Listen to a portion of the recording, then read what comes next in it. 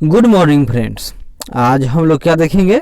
तो आज हम लोग अर्थव्यवस्था से संबंधित जो क्वेश्चन बीपीएससी के द्वारा अब तक पूछे गए हैं उसी का हम लोग अध्ययन कर रहे थे। उसी में आज यह तीसरा वीडियो होगा और अंतिम भी होगा अर्थव्यवस्था का। तो देखते हैं 154 नंबर क्वेश्चन क्या पूछा गया था कि क्षेत्रीय ग्रामीण बैंक, जिसे ग्रामीण बैंकों के नाम से पुकारा जाता है, वर्गीकृत है तो किस में? ध्यान दे, याद कीजिए, अनुसूचित वाणिज्यिक बैंकों से अलग हैं। ऐसा क्यों? यहाँ देखिए, क्षेत्रीय ग्रामीण बैंकों यानी रीजनल रूरल बैंक्स यानी आरआरबीज की वित्तीय स्थिति में सुधार लाने के दृष्टिकोण से पिछले कुछ वर्षों में उनके कार्य क्षेत्र में परिवर्तन के प्रयास किए गए हैं। आरआरबीज को यह सुविधा प्रदान की गई है कि जहां पहले उनके लिए अनिवार्य था कि वे केवल प्राथमिकता वाले क्षेत्रों को ही ऋण दे, वहां अब वे इन क्षेत्रों को केवल 40% तक ही ऋण दे सकते हैं, यानी कि वे भी अब व्यवसायिक ऋण दे सकते हैं। नाबार्ड उधार देता है तो नाबार्ड क्या है? यहाँ देखिए, कृषि एवं ग्रामीण विकास के बैंकों को उधार देता है। यानी नाबार्ड सब चाहिएगा कि डायरेक्ट हम नाबार्ड से ही लोन ले ले, तो ऐसा न होगा। आप किसी बैंक के माध्यम से लीजिएगा और उस बैंक को कौन दो? नाबार्ड पैसा देगा। जुलाई 1982 को स्थापित नाबार्ड कृषि एवं ग्रामीण विकास हेतु पुनर्वित्त प्रदान करने वाली सर्वोच्च संस्था है। नाबार्ड कृषि एवं ग्रामीण विकास के लिए सीधे वित्त न प्रदान कर इसी उद्देश्य हेतु स्थापित कृषि एवं ग्रामीण विकास के बैंकों को उधार प्रदान करता है।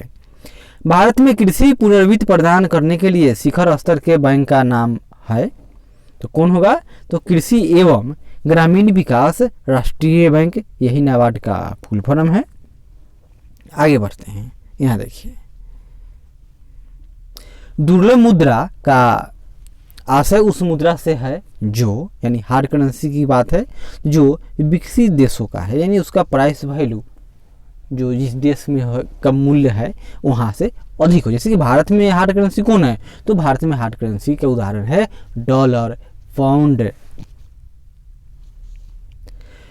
रिजर्व बैंक ऑफ इंडिया द्वारा घोषित रोकड़ संचय अनुपात की वर्तमान दर क्या है? तो यहाँ देखिए, CRR की बात हो रही है, नगद आरक्षण अनुपात। तो वर्तमान में CRR लगभग मई 2020 में 3% था। कितना? तो 3%। भारतीय अर्थव्यवस्था के किस पंचवर्षीय योजना काल के दौरान कीमत स्तर घटा? तो प्रथम योजना की बात है।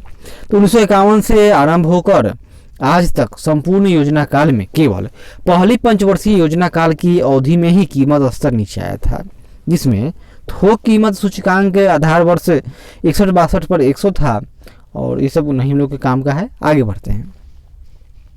भारत में औद्योगिक वित्त का कौन सा इनमें से स्रोत नहीं है? तो नाबार्ड औद्योगिक वित्त का स्रोत नहीं है, यानी भारतीय औद्योगिक वित्त निगम, राज्य वित्तीय निगम और यूनिट ट्रस्ट ऑफ इंडिया, ये सब क्या है? तो भारतीय औद्योगिक वित्त निगम के भाग हैं।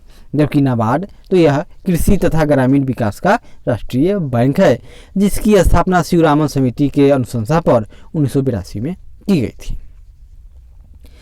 161 में आते हैं। यहाँ देखिए, भारत की बैंकिंग प्रणाली में उच्चतम बैंक कौन सा है?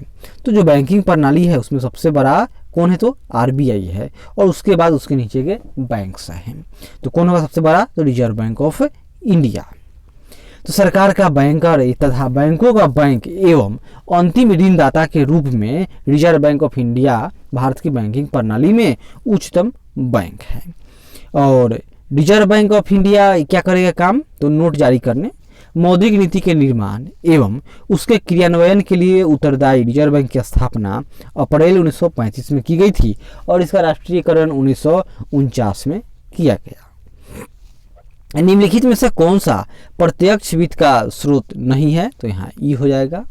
ऐसा क्यों? यहाँ देखिए, विकल्प का सभी जो संस्थाएं हैं वे प्रत्यक्ष वित्त के स्रोत हैं, जबकि नाबार्ड भी प्रत्यक्ष वित्त कहाँ देता है, लेकिन बात हो सकता है कि हाँ ये अभी तो पैसा ही देता है। चलिए, हालांकि नाबार्ड द्वारा नागरिकों को कोई प्रत्यक्ष वित्त नहीं उपलब्ध कराया जाता, लेकिन फूड पार्क, सहकारी बैंकों आदि को प्रत्यक्ष वित्त उपलब्ध कराया जाता है। अन्य संस्थाएं नागरिकों से लेकर छोटे, लघु तथा बड़े उद्योगों को भी प्रत्यक्ष वित्त उपलब्ध कराती हैं। भारत में, यहाँ देखिए, भारत में नोट निर्गमन प्रणाली आधारित है तो न्यूनतम कोष प्रणाली पर। और क्या था, ध्यान देखिए, 1956 के रिजर्व बैंक अधिनियम के अनुसार 155 करोड़ रुपए का न्यूनतम स्वर्ण कोष और 400 करोड़ रुपए की विदेशी प्रतिभूतियां रखनी आवश्यक है। लेकिन यह भी अक्टूबर 1957 के पश्चात भारतीय रिजर्व बैंक अधिनियम के अधीन स्वर्ण तथा विदेशी मुद्राओं के कोष की न्यूनतम राशि संयुक्त रूप से 200 करोड़ रुपए के बराबर कर दी गई, जिसमें से 115 करोड़ रुपए का मूल्य का स्वर्ण होना आवश्यक रखा गया। डीजल की कीमतें सरकार के द्वारा क्यों बढ़ाई जाती हैं?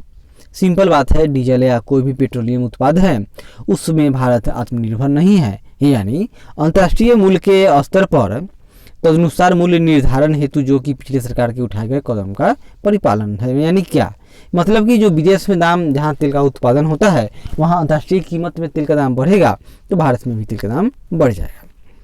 भारतीय रिजर्व बैंक ने भारत के विदेशी व्यापार में धन लगाने में मदद की, किसका? तो यहाँ देखिए, एक्जिम बैंक मतलब एक्सपोर्ट इंपोर्ट बैंक है। यह विदेश व्यापार के लिए ही इसको स्थापित किया गया था। भारतीय आयात निर्यात बैंक यानी EXIM bank, export import bank of India, इसकी स्थापना 1 जनवरी 1982 को हुई थी। इसका उद्देश्य निर्यातकों एवं आयातकों को वित्तीय सुविधा उपलब्ध कराना है। साथ ही साथ यह बैंक वाणिज्य बैंकों एवं वित्तीय संस्थाओं को उनकी आयात निर्यात वित्त प्रबंध क्रियाओं के विरुद्ध पुनर्वित्त सुविधाएं भी उपलब्ध कराता है। अपनी वित्त संबंधी आवश्यकताओं की पूर्ति हेतु EXIM bank reserve bank of India से उधार ले सकता है। ईपीसीजी, यहाँ देखिए,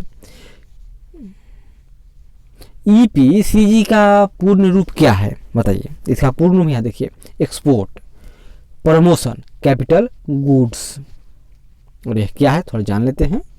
तो इस योजना का उद्देश्य वस्तुओं तथा सेवाओं की निर्यात क्षमता बढ़ाने तथा निर्यात की स्पर्धात्मकता बढ़ाने हेतु पूंजीगत वस्तुओं के आयात को सरल बनाना है। 167 में क्या है? राष्ट्रीय कृषि और ग्रामीण विकास बैंक नाबार्ड की स्थापना किस पंचवर्षीय योजना की अवधि में की गई थी? तो छठी पंचवर्षीय योजना की अवधि में, यानी 1980 से 1985 के मध्य में किया गया था। और इसका काम क्या था? नाबार्ड का समन्वित ग्राम विकास को प्रोन्नत करने हेतु कृषि, छोटे उद्योगों, कुटीर तथा ग्राम उद्योगों, हस्तशिल्प तथा ग्रामीण तथा एवं कृषि विकास से संबंधित सभी प्रकार के उत्पादन एवं विनियोग के लिए पुनर्वित्त संस्था के शिखर संस्था यानी एपेक्स बॉडी के रूप में नाबार्ड की स्थापना 1982 में की गई थी। मिलेनियम विकास लक्ष्य में किसे शामिल नहीं किया गया था? अब तो सस्टेनेबल आ चुका है। तो यहाँ देखिए, 2 अंकों वाली आर्थिक वृद्धि दर प्राप्त करना, यानी 2 अंक मतलब क्या? 10% से अधिक। क्या ऐसा हो सकता है? ऐसा कपोल कल्पना ही है। तो निर्धनता एवं भूख को समाप्त करना था। सर्वव्यापी प्राथमिक शिक्षा की प्राप्ति था। यह भी लैंगिक समानता एवं महिला सशक्तिकरण को बढ़ावा देना, यह सब सही बातें हैं। यहाँ देखिए, संयुक्त राष्ट्र के 189 देशों द्वारा सितंबर 2000 में हस्ताक्षरित सहस्त्राब्दी घोषणा यानी मिलेनियम डिक्लेरेशन के आधार पर संयुक्त राष्ट्र ने 8 मिलेनियम डेवलपमेंट जो गोल है उसको निर्धारित किया तथा 17 लक्ष्यों की घोषणा की, जिनकी प्राप्ति सदस्य देशों द्वारा 2015 तक करना था, लेकिन न हो पाया। उसमें क्या क्या है थोड़ा देख लेते हैं। गहन गरीबी एवं भूख का उन्मूलन, सर्वव्यापी प्राथमिक शिक्षा की प्राप्ति, महिला सशक्तिकरण तथा लैंगिक समानता को बढ़ावा देना, बाल मृत्यु दर में कमी, मातृत्व स्वास्थ्य में सुधार, HIV एड्स मलेरिया अन्य रोगों की रोकथाम तथा 7वां पर्यावरण संपोषणीय सुनिश्चित करना, विकास हेतु वैश्विक साझेदारी का विकास। और यहाँ देखिए और आगे, लेकिन जो सस्टेनेबल डेवलपमेंट ये गोल था इसमें संशोधन किया गया जब संयुक्त राष्ट्र संघ महासभा ने अक्टूबर 2007 में 4 अतिरिक्त लक्ष्यों की वृद्धि की। इस प्रकार मिलेनियम डेवलपमेंट गोल में लक्ष्य बढ़कर 21 हो गए, जबकि सहस्त्राब्दी विकास उद्देश्य में 8 ही थे।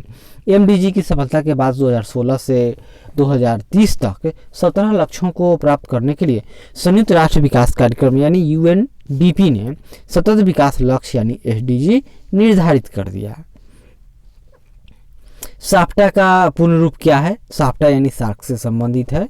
South Asian preferential trade agreement और यह 7 दिसंबर 1995 से अस्तित्व में आया।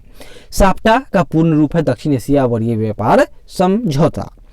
भारतीय रुपए की विनिमय दर निर्धारित होती है तो कोई नहीं, मतलब क्या होगा।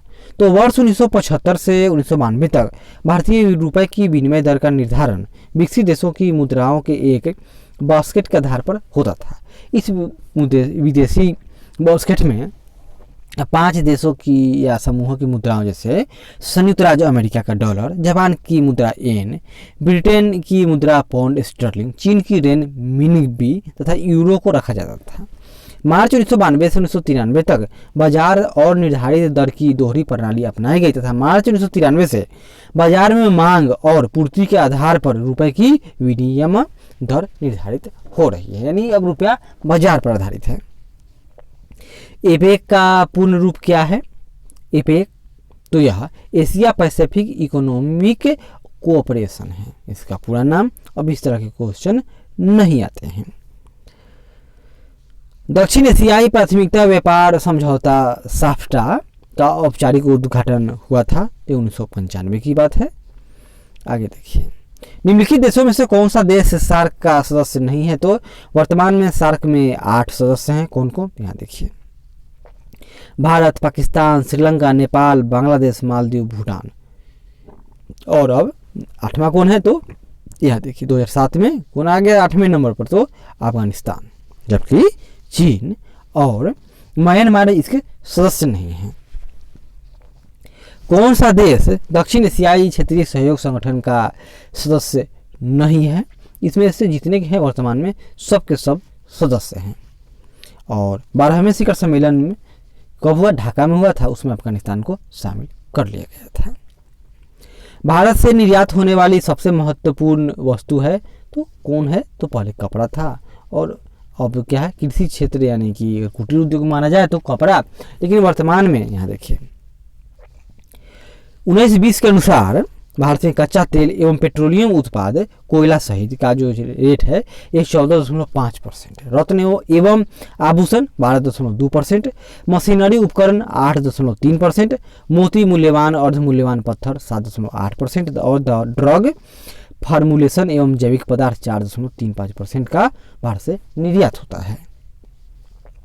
भारत के अद्यतन निर्यात आयात व्यापार के संबंध में निम्नलिखित कथनों पर विचार कीजिए। हम लोग इसका पहले देखते हैं ये कब का क्वेश्चन है, 2005 का है, न पूछेंगे।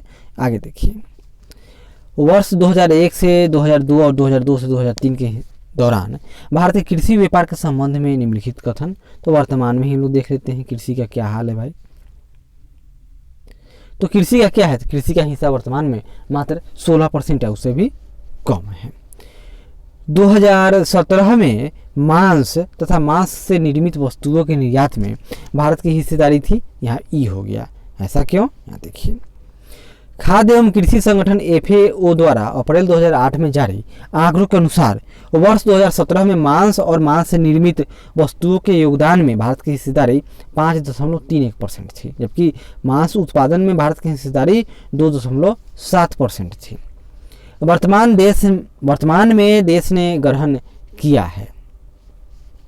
क्या ग्रहण किया है?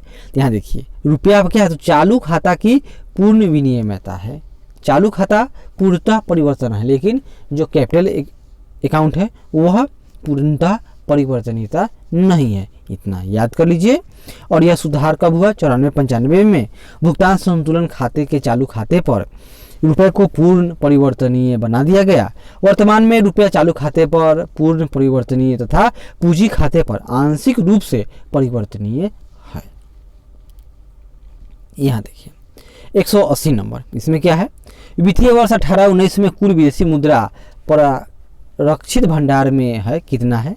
तो यहाँ देखिए, उस समय तो 28,55,882 करोड़ था और वर्तमान में तो यह बहुत बढ़ गया है। 19 जून 2020 को यह कितना था? तो 38,52,000 इकाई दहाई सैकड़ा हजार 10,000 लाख 10 लाख यानी 38,52,021 करोड़ रुपए यानी 5.566 बिलियन डॉलर के बराबर भारत का विदेशी मुद्रा भंडार है। निम्न में से कौन वित्तीय संस्था विश्व बैंक समूह से संबंधित नहीं है? तो एडीबी यानी एशियन डेवलपमेंट बैंक। 44 राष्ट्रों के ब्रेटन वुड्स सम्मेलन कहाँ हुआ? न्यू हैम्पशायर, संयुक्त राज्य अमेरिका में 1 जुलाई से 22 जुलाई 1944 तक संयुक्त राष्ट्र मौद्रिक एवं वित्तीय सम्मेलन में किए गए समझौते के तहत वर्ष 1945 में विश्व बैंक यानी IBRD मतलब international bank of reconstruction and development की स्थापना इस उद्देश्य से हुई थी कि युद्धकालीन अर्थव्यवस्था को शांतिमय ढंग से समान स्तर पर लाने में सहायता की जाए। विश्व बैंक समूह में 5 संस्था है। कौन कौन? अंतर्राष्ट्रीय विकास परिषद IDA, इसकी स्थापना 1960 में। अंतर्राष्ट्रीय वित्त निगम IFC, स्थापना 1956 में। निवेश विवाद का अंतर्राष्ट्रीय केंद्र ICSID। बहुपक्षीय निवेश गारंटी एजेंसी MIGA, स्थापना 1988 के तहत हुई थी। एशियाई क्षेत्र की आवश्यकताओं को पूरा करने के लिए विश्व बैंक की भांति ही एक संस्था होनी चाहिए। इस विचार से 19 दिसंबर 1966 को फिलीपींस की राजधानी मनीला में एशियाई विकास बैंक की स्थापना की गई थी। WTO अस्तित्व में आया तो यह जनवरी 1995 को अस्तित्व में आया था। विश्व व्यापार संगठन WTO यानी वर्ल्ड ट्रेड ऑर्गेनाइजेशन की स्थापना इसके पूर्ववर्ती क्या था? GATT GATT की उरुग्वे दौर की लंबी वार्ता जो 86 से 93 के परिणाम स्वरूप हुई थी। WTO की स्थापना के लिए उरुग्वे चक्र के समझौते पर मोरक्को के मराकस नगर में अप्रैल 1994 में 123 देशों ने हस्ताक्षर किए थे। 1 जनवरी 1995 से इसकी स्थापना हो गई तथा इसने अपना कार्य आरंभ कर दिया। किस वर्ष में भारतीय रुपए का महीने में 2 बार अवमूल्यन किया गया? 1991 की बात है, जिस वर्ष LPG आया था। भारत के लिए किस देश से सर्वाधिक द्विपक्षीय सहायता आती है? तो द्विपक्षीय सहायता अगर सर्वाधिक आए तो यहाँ देखिए, पहली योजना के आरंभ से लेकर चौथी योजना के अंत तक USA का हिस्सा 45% कुल विदेशी सहायता में सर्वाधिक था। वर्तमान में भारत विदेशी सहायता लेने की तुलना में अधिक देता है। अर्थशास्त्र में सन 1998 का नोबेल पुरस्कार किसे मिला? 1998 में अमर्त्य सेन को मिला था। और इस बार किसको मिला था अर्थशास्त्र में? तो एस्टर डुफ्लो, क्रेमर और भारत के अभिजीत बनर्जी को मिला था। आगे बढ़ते हैं। रुपए का अंतिम बार अवमूल्यन किया गया था तो जुलाई 1991 में अवमूल्यन किया गया। यहाँ देखिए, आगे बढ़ते हैं। वर्तमान समय में भारत का सबसे बड़ा व्यापारिक हिस्सेदार है तो वर्तमान में USA है। पहले चीन था लेकिन भारत ने चीन को सरपास कर दिया। यहाँ देखिए 19-20 के हिसाब से संयुक्त राज्य अमेरिका 1 नंबर, दूसरा चीन है, तीसरा संयुक्त अरब अमीरात है। भारत में निर्यात प्रसंस्करण क्षेत्र है वर्तमान में। तो यहाँ देखिए जो 1 नवंबर 2000 से कांडला, मुंबई, कोचीन, सूरत निर्यात प्रसंस्करण क्षेत्रों को विशेष आर्थिक क्षेत्र में परिवर्तित कर दिया गया है। तो उस समय 7 थे। कौन कौन याद कर लेते हैं, कभी कहीं आ जाए। कांडला, मुंबई, नोएडा, फाल्टा, कोचीन, चेन्नई और विशाखापट्टनम, ये सब क्या है? तो निर्यात प्रसंस्करण क्षेत्र हैं।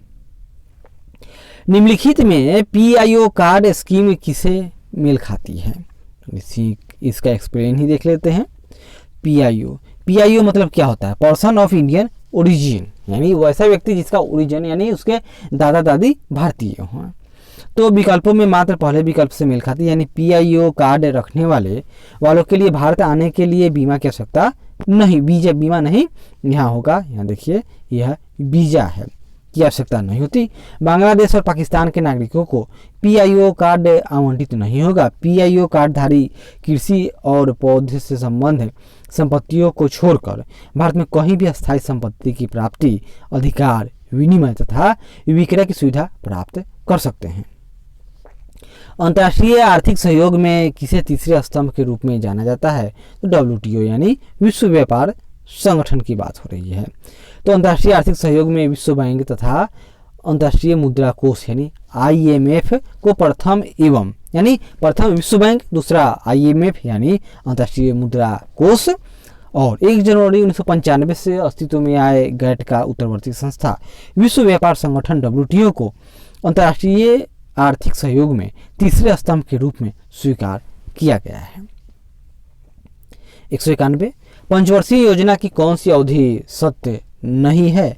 1966 से 71 ऐसा कौन नहीं हुआ, क्योंकि 1966 से 69 तक तो क्या था, प्लान हॉलीडे था, और उसके बाद 69 से 74 तक चतुर्थ पंचवर्षीय योजना का काल रहा। योजना आयोग या नीति आयोग है ये क्या है, तो यह एडवाइजरी बॉडी है, यानी परामर्शदात्री संस्था है। योजना आयोग यहाँ देखिए 15 मार्च 1950 को पारित किया गया था, और योजना आयोग एक गैर संवैधानिक सलाहकारी परामर्शदात्री निकाय है। वर्तमान में 1 जनवरी 2015 से योजना आयोग की जगह नीति आयोग ने ले ली है।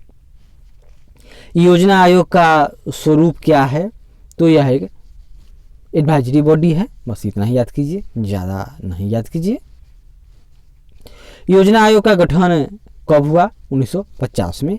योजना आयोग है एक, अब यहाँ क्या होगा, यह गैर संवैधानिक है, क्योंकि संविधान में कुछ नहीं लिखा गया है इसके बारे में। भारत में नियोजित अर्थव्यवस्था आधारित है, तो मिश्रित अर्थव्यवस्था पर, अर्थात भारत में नियोजित अर्थव्यवस्था मिश्रित अर्थव्यवस्था पर आधारित है। भारतीय अर्थव्यवस्था निजी एवं सार्वजनिक क्षेत्र के सहअस्तित्व का एक महत्वपूर्ण उदाहरण है। भारतीय संविधान के निर्देशक सिद्धांतों के अधीन आर्थिक क्षेत्र में राज्य को अपनी नीति का इस प्रकार निर्देशन करना होगा कि इसे समाज के भौतिक साधनों के स्वामित्व का बेहतर वितरण एवं नियंत्रण प्राप्त हो सके, और इससे कुछ व्यक्तियों के हाथों में संपत्ति का संकेंद्रण एवं श्रम का शोषण रोका जा सके। साथ ही निजी क्षेत्र के तहत व्यक्तिगत पहल की भी पूर्ण गुंजाइश रखी गई है। 8वीं पंचवर्षीय योजना प्राथमिकता देता है। जो 8वीं पंचवर्षीय योजना थी उसमें किस चीज़ पर प्राथमिकता था, याद कर लीजिए, रोजगार बढ़ाने पर, और 92 से 97 तक, और यह अर्थव्यवस्था के रूप में परिणत जॉन डब्ल्यू मूलर मॉडल पर आधारित थी। और इस योजना में मानव संसाधन विकास मूलभूत उद्देश्य था। इसमें शताब्दी के अंत तक लगभग पूर्ण रोजगार की प्राप्ति के लिए पर्याप्त मात्रा में रोजगार सृजन का लक्ष्य रखा गया था। भारतीय योजना आयोग के पदेन अध्यक्ष होते हैं, और नीति आयोग के भी कौन, तो प्रधानमंत्री। और वर्तमान में नीति आयोग के उपाध्यक्ष राजीव कुमार है, और इसके सीईओ अमिताभ कांत हैं। नीति आयोग अस्तित्व में कब आया, तो याद कर लीजिए 1 जनवरी 2015 को। पंचवर्षीय योजनाओं का अंतिम अनुमोदन देता है, तो कौन देता था, तो राष्ट्रीय विकास परिषद, एनडीसी की, यानी समुदाय विकास परिषद की बात है। और आगे बढ़ते हैं। पंचवर्षीय योजनाओं के मसौदे को अंतिम रूप से कौन स्वीकृति प्रदान करता है, तो राष्ट्रीय विकास परिषद। भारत की 8वीं पंचवर्षीय योजना की अवधि थी तो 92 से 97, यह भी देख चुके हैं हम लोग। और 8वीं योजना के अंतर्गत जीडीपी को निम्न स्तर तक बढ़ाने का लक्ष्य निर्धारित किया गया था। कितना, तो 506% था उस समय। और 8वीं योजना में प्राप्त वास्तविक समृद्धि दर 6.8% हुआ थी, यानी यह सफल था। भारत में योजना अवकाश था तो 66 से 69, इसको क्या कहा गया, प्लान हॉलीडे।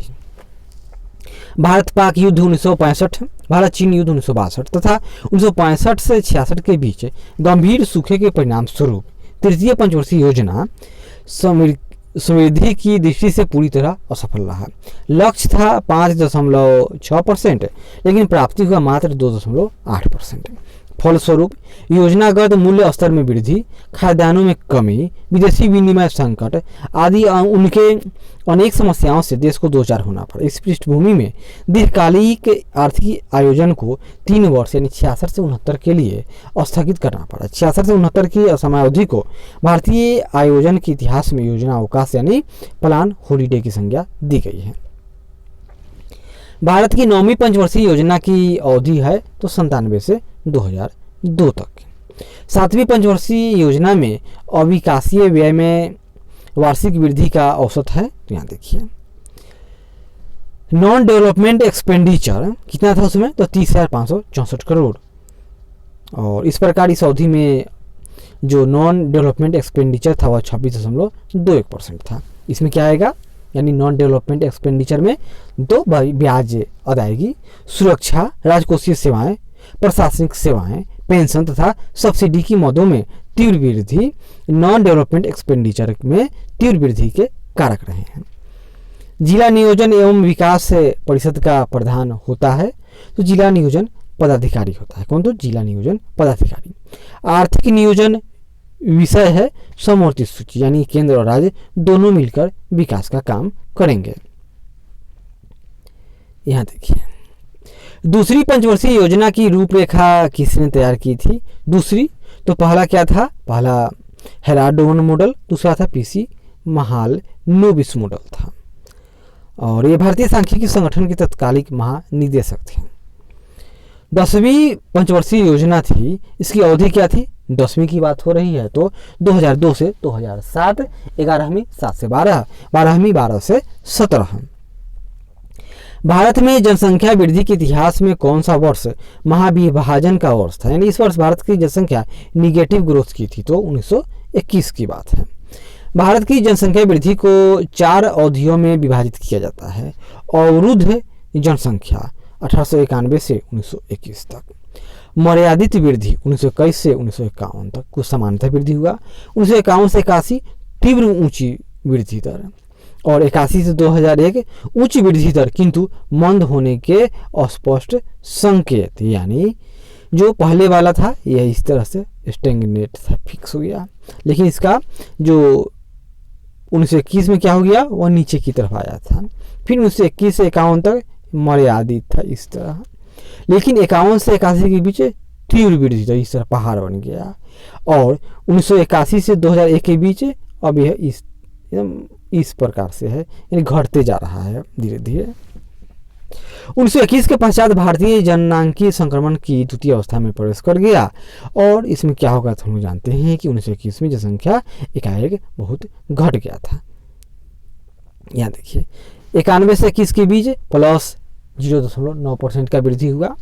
फिर 21 से 51 के बीच 1.22%, 51 से 81 के बीच 2.20%, 81 से 2001 के बीच 1.97% और 2001 से 2011 के बीच 1.64% की वृद्धि दर कायम है। भारत के जनसंख्या अध्ययन में कौन सा जनगणना वर्ष डेमोग्राफिक डिवाइड के नाम से जाना जाता है? तो 1921 का जनसंख्या। भारत के ग्रामीण आबादी का कितनी प्रतिशत जनसंख्या प्राइमरी शिक्षा की सुविधा पाती है? तो वर्तमान में तो प्राइमरी शिक्षा की जो सुविधा है यह बहुत अधिक है, लगभग 100% कहेंगे, लेकिन 2000 में 94% थी। वर्ष 2000 से 2001 की जनगणना के अनुसार है, तो अब हम लोग क्या देखेंगे 2001 से 2011 की जनगणना के बारे में तो देख लेते हैं। राष्ट्रीय जनगणना 2001 के अंतिम आंकड़ों के अनुसार राष्ट्रीय स्तर पर भारत की साक्षरता 64.8% है, और इसमें से कोई नहीं होगा। यहाँ देखिए, इस विकल्प में 3 राज्य महाराष्ट्र, गुजरात, पश्चिम बंगाल में साक्षरता का प्रतिशत राष्ट्रीय औसत से अधिक है, यानी 64.8 है, जबकि उड़ीसा की साक्षरता दर 63.1 है 2001 से 11 में। और यहाँ देखिए 2011 की जनगणना के अनुसार क्या हुआ कि देश की साक्षरता दर 73% है, जिसमें पुरुष 80.9%, महिला 64.6% साक्षर है। बिहार में साक्षरता दर 61.8% है, जो देश में न्यूनतम है। वहीं उड़ीसा में 72.9% साक्षरता है, जो राष्ट्रीय औसत से कम है, लेकिन बिहार से बहुत अधिक है। 2215 नंबर क्वेश्चन यहाँ भी देख लेते हैं। इसमें क्या है कि 2011 की जनगणना के अनुसार, हम लोग 1 नहीं 11 पढ़ेंगे, कि अनुसार सर्वाधिक कुल शहरी जनसंख्या वाला राज्य कौन सा है? तो यहाँ देखिए 2011 की जनगणना के अनुसार नगरीय आबादी, अगर यहाँ देखिए जनसंख्या में सर्वाधिक नगरीय जनसंख्या तो महाराष्ट्र की है, लगभग 5,81,00,000, यानी कि जनसंख्या का लगभग 45.2%। लेकिन अगर प्रतिशत में पूछ दें तो सबसे अधिक शहरी आबादी तमिलनाडु में रहती है, परसेंट 48.4%। फिर केरल का नंबर आता है 47.7%। और जनसंख्या के हिसाब से 1 नंबर महाराष्ट्र लगभग 5 करोड़ से अधिक, 6 करोड़ मान लेंगे। दूसरा उत्तर प्रदेश लगभग 4.5 करोड़। फिर तीसरे नंबर पर तमिलनाडु का स्थान आता है। देश का नगरीकरण 31.1% है, जबकि न्यूनतम नगरीकृत राज्य हिमाचल प्रदेश है, जहां की आबादी में मात्र 10% हिस्सा ही शहरों में निवास करती है। और दूसरे नंबर पर बिहार और तीसरा असम का है। पारिस्थितिकी संतुलन बनाए रखने के लिए न्यूनतम वन आवरण अनिवार्य है, तो 33%। और यहाँ देख लीजिए, भारतीय वन सर्वेक्षण विभाग देहरादून द्वारा जारी वन स्थिति रिपोर्ट 2019 के अनुसार देश में कुल 8,72,76 वर्ग किलोमीटर यानी कुल क्षेत्रफल का 24.56% क्षेत्रफल पर वनावरण प्लस वृक्षावरण है, जबकि जिसमें वनावरण केवल 21.65% यानी 7,12,249 किलोमीटर, जो कुल क्षेत्रफल का 21.67% है। प्रसिद्ध पर्यावरण विशेषज्ञ सुंदरलाल बहुगुणा किस काम के लिए जाने जाते हैं? तो वे चिपको आंदोलन के लिए जाने जाते हैं और उनको राष्ट्रीय एकता पुरस्कार, वृक्ष मानव पुरस्कार प्राप्त हो चुका है, इसके लिए वे प्रसिद्ध हैं। आगे बढ़ते हैं। और उनका ज़्यादा नाम कब हुआ था? जब वे टिहरी, यहाँ देखिए, चिपको आंदोलन और वृक्ष के संरक्षण के लिए प्रयासरत रहे हैं। पर्यावरण के क्षेत्र में बहुगुणा जी के उत्कृष्ट सेवाओं के लिए भारत सरकार ने उन्हें पद्मश्री पुरस्कार देने की घोषणा की, जिसे उन्होंने अस्वीकार कर दिया और वे टिहरी बांध से आशंकित पारिस्थितिकी विनाश के दृष्टिगत टिहरी बांध निर्माण का भी विरोध करते रहे हैं। राष्ट्रीय पर्यावरण शोध संस्थान कहाँ है? तो नागपुर में है। राष्ट्रीय पर्यावरण शोध संस्थान यानी national environmental and research institute Maharashtra के नागपुर में है। भारत का सबसे अधिक जनसंख्या वाला शहर है, तो वर्तमान में कौन है? तो वर्तमान की बात कीजिए तो यहाँ देखिए, 2011 की जनगणना के हिसाब से मुंबई सबसे बड़ा है, दूसरा स्थान दिल्ली का है, तीसरा कोलकाता है। तो और 1 करोड़ से आबादी वाले 2011 में जनसंख्या में 3 शहर थे मात्र। कौन कौन? दिल्ली, मुंबई और कोलकाता, जिसमें सबसे बड़ा मुंबई था। भारत में शहरी जनसंख्या कुल जनसंख्या के कितने परसेंट के बराबर है? तो वर्तमान में यह लगभग 31% के बराबर है, 31.1% है। 1991 की जनगणना न देखेंगे हम लोग 2011 की जनसंख्या देखेंगे। में भारत की जनसंख्या है, तो यहाँ देखिए, तो भारत की जनसंख्या है 1,21 करोड़ और वृद्धि दर 17.7% थी। अंतिम जनगणना प्रतिवेदन के अनुसार भारत की जनसंख्या वृद्धि दर थी, तो भारत की जो जनसंख्या वृद्धि दर थी कब? तो 10 वर्ष के लिए, तो यह कहेंगे 17.7%, जो पहले 23.85% थी। नवीनतम जनगणना के अनुसार भारत में जनसंख्या की औसत वार्षिक वृद्धि दर है, तो वर्तमान में यहाँ देख लीजिए 1.64% रह गई है। 224 नंबर यहाँ क्या है? देखिए, यहाँ भी तुलना दिया हुआ है कि 71 से 81, तो हम लोग कहेंगे इसको 2001 से लेकर 2011 के मध्य बीच में भारत की जनसंख्या का दशक आधार वृद्धि दर सीमांत रूप से क्या है? सीमांत रूप से तो यह घट गया है, यानी यहाँ देखिए, पहले जहाँ 23% था दशक की वृद्धि, वहीं अब 17.5% है, तो घटा ही। विश्व में सर्वाधिक जनसंख्या वाला देश है, देश तो चीन है, लेकिन हम लोग इसको जल्द ही क्रॉस कर जाएंगे। जनसांख्यिकी में लिंग अनुपात का संदर्भ है, तो लिंग अनुपात मतलब क्या है भारत में? तो भारत में होता है प्रति 1000 पुरुषों पर महिलाओं की संख्या। यहाँ देखिए, प्रति 1000 पुरुषों की तुलना में स्त्रियों की संख्या को लिंगानुपात के रूप में व्यक्त किया जाता है। लिंगानुपात बराबर स्त्रियों की संख्या बटे पुरुषों की संख्या गुना 1000। किस राज्य में अधिकतम जनसंख्या घनत्व है? तो वर्तमान में बिहार में है, 1106 व्यक्ति प्रति किलोमीटर। भारत के किस राज्य में सर्वाधिक जनसंख्या घनत्व पाया जाता है? तो राज्य है तो बिहार है। और 2011 देखेंगे, तो इसमें क्या है कि भारतीय अर्थव्यवस्था में जन्म दर है, तो जन्म दर क्या था? यहाँ देखिए, 2017 के हिसाब से बिहार में जन्म दर 26.4 प्रति 1000 थी और 2017 में औषधि जन्म दर 20.2% और भारत की जन्म दर 30,000 प्रति 30,000 थी, यानी कि 1000 में प्रति 30 का जन्म एक साल में होता है, यही जन्म दर होगा। आगे बढ़ते हैं। 2011 की जनगणना के अनुसार निम्नलिखित में से किस धार्मिक समूह में सर्वाधिक साक्षरता दर प्रतिशत दर्ज की गई है? तो सबसे पढ़े लिखे जैन हैं। भारतीय जनगणना 2011 के अनुसार पुरुषों एवं स्त्रियों दोनों में प्रतिशत साक्षरता किस राज्य की न्यूनतम है? पुरुष एवं स्त्री दोनों को मिला लिया जाए तो कुल मिलाकर कौन है? तो सबसे करीब बिहार है। तो बिहार में देखिए, बिहार की जो कुल साक्षरता दर है वह 61.8% है। पुरुषों की साक्षरता दर 71.2%, महिलाओं की साक्षरता दर 51.5% है। इसी के साथ हम लोगों का अर्थव्यवस्था से संबंधित जितने भी क्वेश्चन थे वो समाप्त हो गया। अगले बार मिलेंगे तो अब हम लोग क्या पढ़ेंगे? तो पॉलिटी से संबंधित जितने भी क्वेश्चन आए हैं उसका अध्ययन करेंगे। तो आशा करते हैं कि यह प्रयास अच्छा लगे। जरूर लाइक करें, शेयर करें, कमेंट करें और सब्सक्राइब करें। धन्यवाद।